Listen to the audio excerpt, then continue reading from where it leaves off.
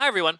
In this video I'm going to show you how to get LaTeX installed on your computer. I think the easiest way to do that is to go to LaTeX project and then choose a tech distribution that works for you. So if you're on Linux, then you can install it using your package manager. I think Tech Live is really the best one to do. Tech Live is over here.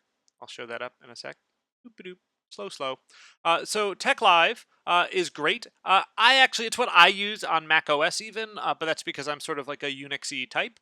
If you're on Mac OS, MacTech is also another great way to go.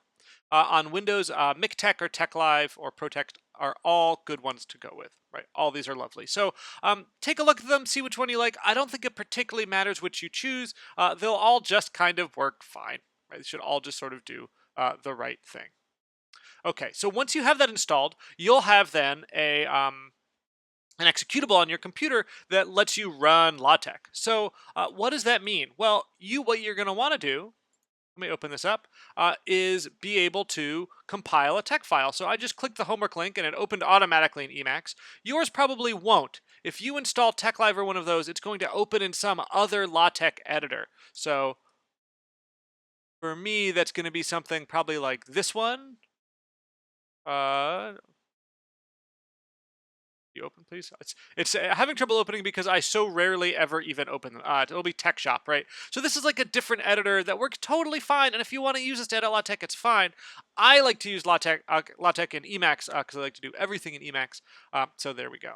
Okay, so this is a file of tech source code, and I just want to show you how on your own computer you would use this to generate a PDF. Now I haven't filled in any of the homework, right? Your job on the homework is basically to hunt down these triple X's and fill them in, right? Sort of un-Vin Diesel this file. So how do you compile this file? That's the part I wanted to show. So here we go. We are. I now have a terminal. We make this legible. Okay, so that file is somewhere in downloads. If we look at my tech files, you can see, oh, well, all right, he's done this before. This was me testing this stuff out earlier. So the file I have open is actually this one. So that's fine. The simplest way to generate a PDF is to run the command pdf latex, and then you just write the name of the file that you want to run it on.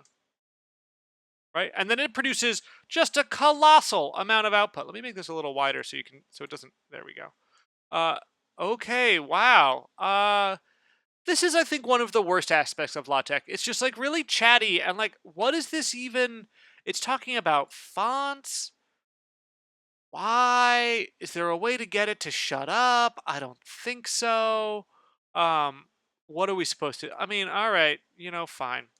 If we look around now, we can see, okay, well, I have a bunch of PDFs in my download folder, but in particular, we have a PDF which has the same name as the file, just subbed in with that PDF. So let's open it. Open, if you don't know, on Mac OS is a lovely command on the terminal that's like double-clicking on a thing. And then up pops your PDF. Right, so you can then see that, like, okay, this is sort of a PDF like a normal person would have, and it sort of rendered the mathematics, I think, quite beautifully. Just by way of getting you more of a sense of what's going on in LaTeX, let's look at the source code for that question. So we'll see here, write a truth table for the expression. Here, let me make this even bigger so you can see it better.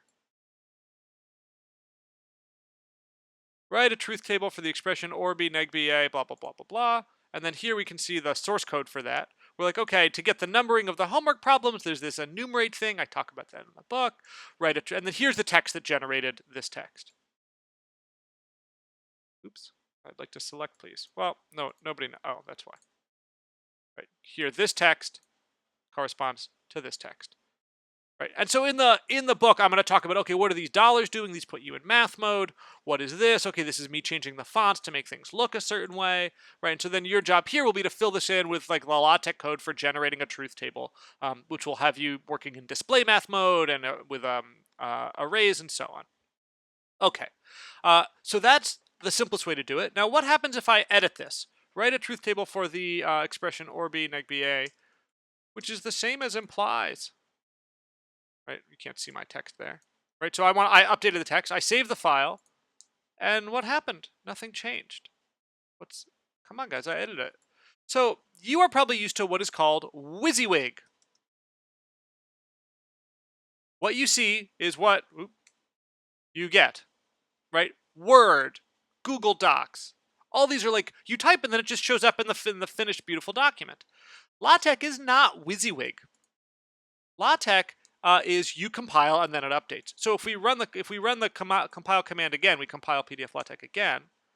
Okay, now our change shows up. Okay, so what I just showed you is a way to work. Every time you make a change, you go to a terminal and you rerun PDF LaTeX, or like maybe you wait till you've done a big change and then you run it. Whatever it is, that works great. If you're happy with that way of working, go ahead and work that way. But maybe you're not happy with that way of working. You'd like it to be a little more automatic. You say, oh no, but I want to say imp not implies, right? Let's be clear. So there's nice commands that sort of do this automatically for you. So one that I like is called LaTeX. You can install this via TechLive. It might even come with TechLive by default. And if I write the -PVC, this stands for preview continuously. Every time my tech file updates, I'd like you to update that display. So you'll notice, okay, so this now re-renders it. It's done the change here that I asked for, but then LaTeX says, watching for updated files, use Control-C to stop. So what this is saying is, look, every time I save this file, LaTeX is going to automatically rerun any commands it needs to generate the right output. So maybe I should have been more polite. Please write a truth table. Notice all I did was save the file in Emacs, and then it automatically updated the PDF, so now it says over here, please. Sorry, I realize this is a little small, but you can see the change. Right, and now LaTeX is just waiting for me to finish with my changes. To me, this is how I tend to work. I'll set it up. I mean, if you have a big enough monitor, I'll set it up something like this. Right, okay, give me that half of the screen, and then over here, oh, that's too big. Right, maybe I don't need this part. And so now I just like type and then it'll slowly update on the other side of the screen. And this is sort of a nice way for me to work, right? And whenever I want to stop, I just go in here and I hit Control-C. Okay, that more or less sums up what you're going to do there. The file you'll submit, if you're going to go on this way, you just open up this folder. Right, if you go in here, the file you'll submit will be this one, the PDF. Please do not submit the text file. Submit the PDF. That's what I want to read. Okay, in the next video, I'm going to show you a different way to work that's a little bit simpler, but has the disadvantage that you need to be on the internet and you don't keep your files yourself. So that'll be the next video. Talk to y'all soon.